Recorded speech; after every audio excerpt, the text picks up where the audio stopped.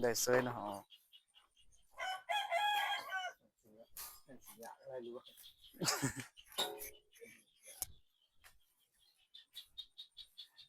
กินเล็กเนี่ยบ่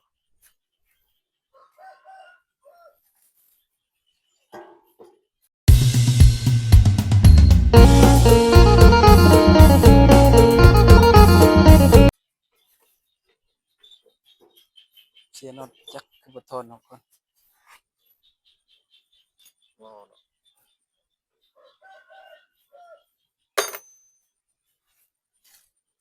ใช่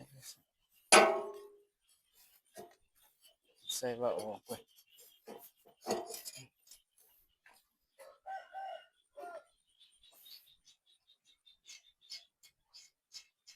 แดงก็สิไม่ลาย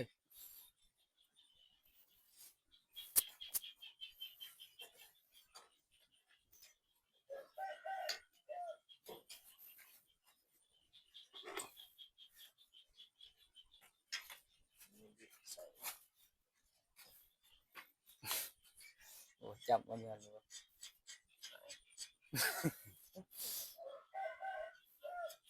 เจ๊สามขามา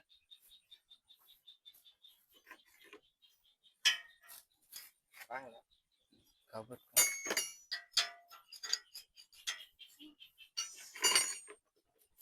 ทุกดินไปซะขึ้นเลย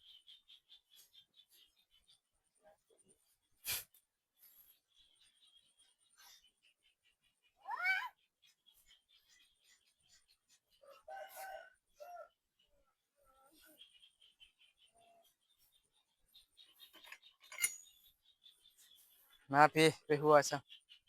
เพิ่นอยากออกกล้อง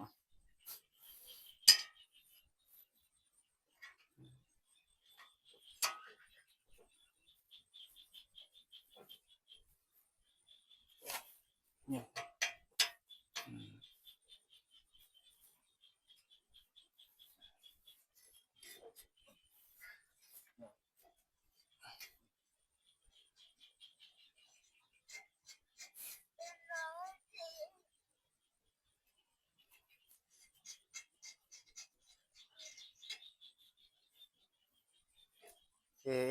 บ่ต้องเอา บ่เฮ็ด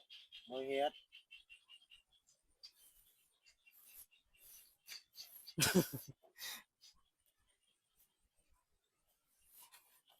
ออกจ้ะ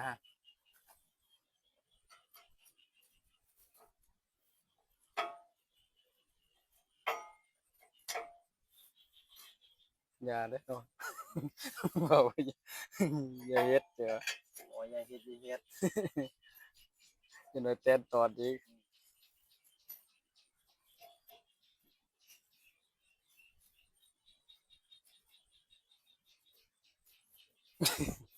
กันว่าเน้นระยะเลยเนาะ สี กันว่าอย่าเฮ็ดเย็ดหลายเทื่อเลยมีปัญหาโดดแล้วเจ้าเอเข้าใจบ่อย่าเฮ็ด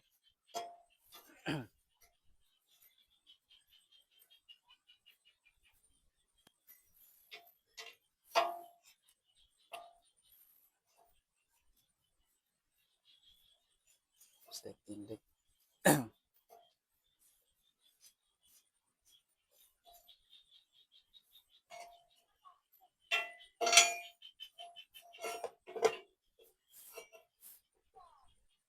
พี่ช่าง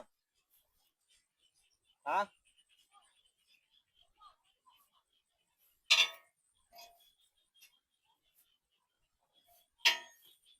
ตาลิ้นใช่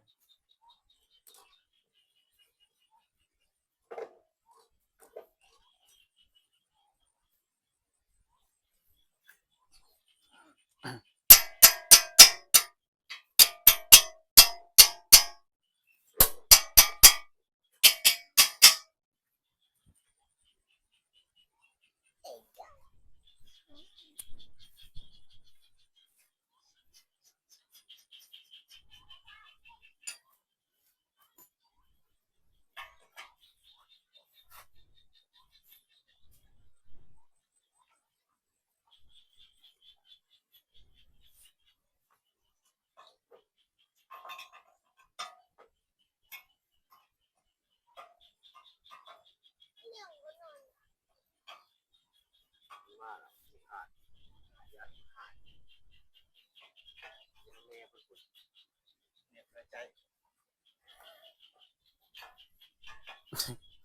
ว่ารถเนาะ ก็บ่ว่าดอก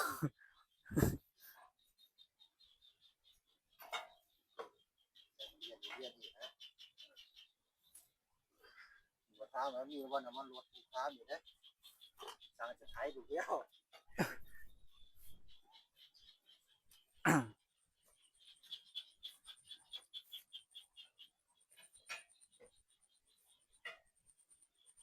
นี่เบิ่งบรรยากาศเขาเขียวแล้วซุมนี้หันแล้ว แต่ว่าสิไทยใหม่อีกไทยดำ เดี๋ยวนี้หันเขียวกลุ่มแล้วนี่ทุกคนธรรมศาสตร์ยามแรงค่อยคำลงแรงแล้วเกียรติอันนี้ห้องเกียรติต้องออกไปแอคห้อง เนตรเวนบรรยากาศธรรมศาสตร์บ้านนาถ่ายให้เบิ่งให้ส้มเด้อพี่น้องป้องปายเอ้ย นี่ผู้ใดแน่บ่ทันแล้วหน้าก็คอมเมนต์มาผู้ใดแน่แล้วก็คอมเมนต์มาบอกเนาะนี่แม่นเบิดแต่ผู้ที่สุดพุ่นเด้อนี่พี่น้องนะบรรยากาศตอนนี้ก็5-6โมงแล้วเนาะ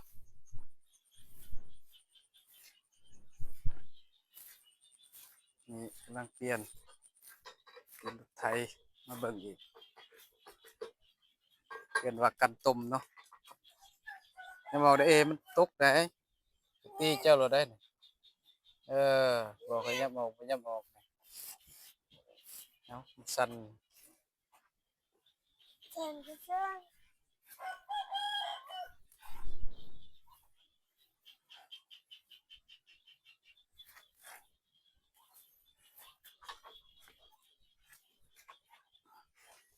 จะยันเลยยันมันระเบิดได้นะ ซูมเด็กตัดซูมนะนี่เลยนะ บอกยันมันลบปเทียง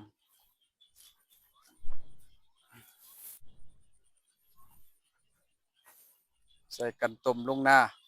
ลุยต่อคูบูต้าแท็กเตอร์เฮานี่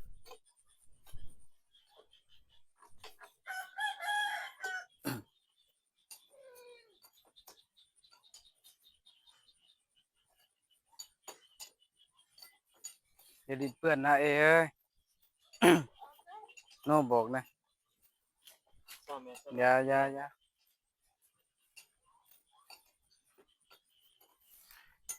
เป็นบนไม้ที่เป็นโอ้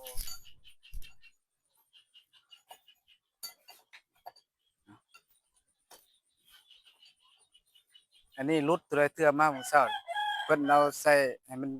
อันนั้นเด้กองลิ้นเพิ่นไปจอดรถ2เทื่อพู้น ใส่ทั้งเกาะสมุด บอกว่าเพิ่นขี่รถแล้วก็เอาย้อนลงเด้ให้มันอันนี้กิ่งไปนำมันก็หลุด2เทื่อ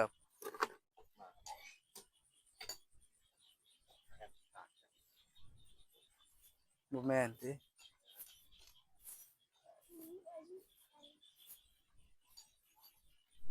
เป็นยันคือเมื่อนะ ฮะ อยากจะเมื่อ อ๋อมีนี่ครับ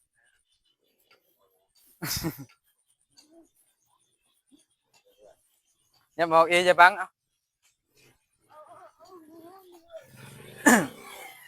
เอากับเพื่อนมึง เวลาไงเด้อรถ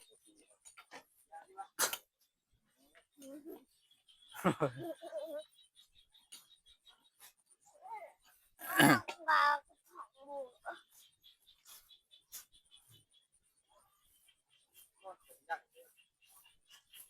ก็บ่ว่าดอก ถึงขันว่าดังก็ดังแฮงดี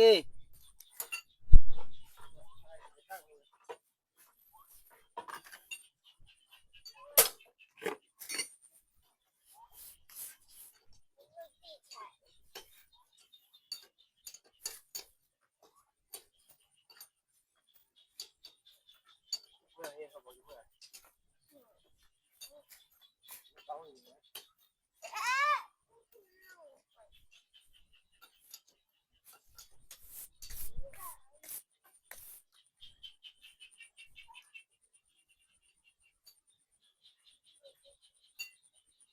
มันคือว่า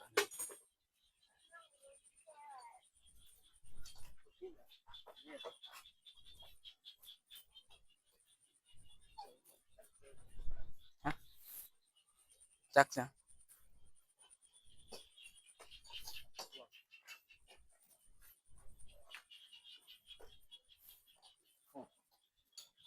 แต่เขื่อนนั่นหนึ่งเลย เว้นดอกเสียงหัว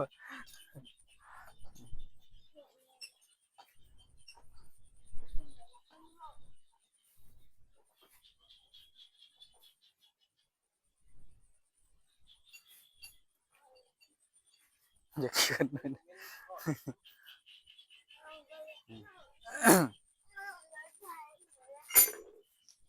เอาจบไปสนิทกันเด้อพี่น้อง